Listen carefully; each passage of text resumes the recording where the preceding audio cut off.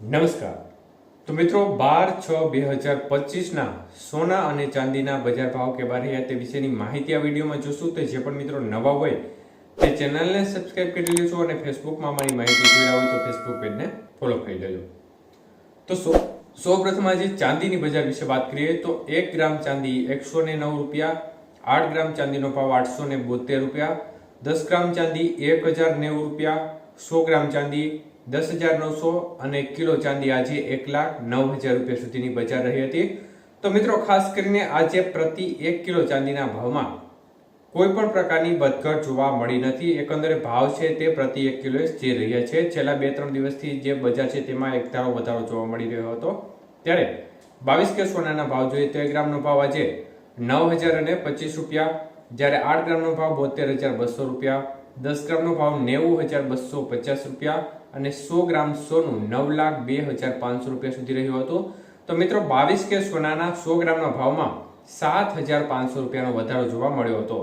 જ્યારે વાત કરીએ 24 કે સોનાના ભાવ વિશે તો 1 ગ્રામ સોનાનો ભાવ 9,845 રૂપિયા, જ્યારે 8 ગ્રામ સોનાનો ભાવ 78,760 રૂપિયા, 10 ગ્રામ સોનું 98,450 અને 100 ગ્રામ સોનું 9,84,500 રૂપિયા સુધી રહ્યું હતું.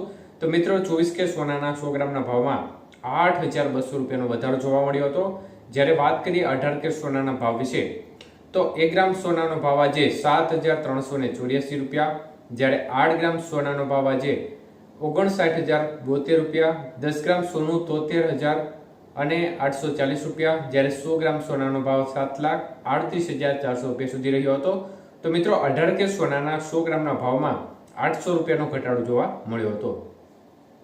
તો મિત્રો બજારની સ્થિતિ જોવા જઈએ તો એકંદરે સોનાની બજાર છે તેમાં છેલ્લા 4 દિવસથી એક તારું ઘટાડા તરફી માહોલ હતો અને એ વચ્ચે જ આજે બજારમાં જોરદાર ઉછાળો જોવા મળી રહ્યો છે. મુખ્યત્વે વૈશ્વિક પરિબળો છે તે સોનાની ઉપર અસર કરતા હોય છે. જ્યારે કોઈ પણ પ્રકારની અનિશ્ચિતતાનો માહોલ જોવા મળતો હોય છે અને એ સમય વચ્ચે જે સોનાની બજાર હોય છે તેમાં એક પ્રકારે ચમક જોવા મળતી હોય છે. તો એકંદરે આ પ્રકારની સ્થિતિ વચ્ચે છેલ્લા 4 દિવસથી જે ઘટાડો થઈ રહ્યો હતો એ વચ્ચે આજે બજારમાં જોરદાર ઉછાળો જોવા મળી રહ્યો છે. તો મિત્રો ખાસ કરીને આગામી સમયમાં પણ આ પ્રકારની વધઘટ યથાવત રહી શકે છે, પરંતુ જે રિપોર્ટ એક ટૂંકો રિપોર્ટ જાહેર કર્યો છે તેમાં ખાસ કરીને બજારમાં ઘટવાના સંકેત આપ્યા છે. તો આગામી સમય સ્થિતિ બતાવશે કે બજાર ઘટશે કે વધશે. એટલે એકંદરે જે 1 લાખ રૂપિયાની સપાટી નજીક જે બજાર છે તે અત્યારે જોવા મળી રહી છે, પરંતુ ખાસ કરીને 1 લાખ રૂપિયાની સપાટીને પાર નથી કરી રહી.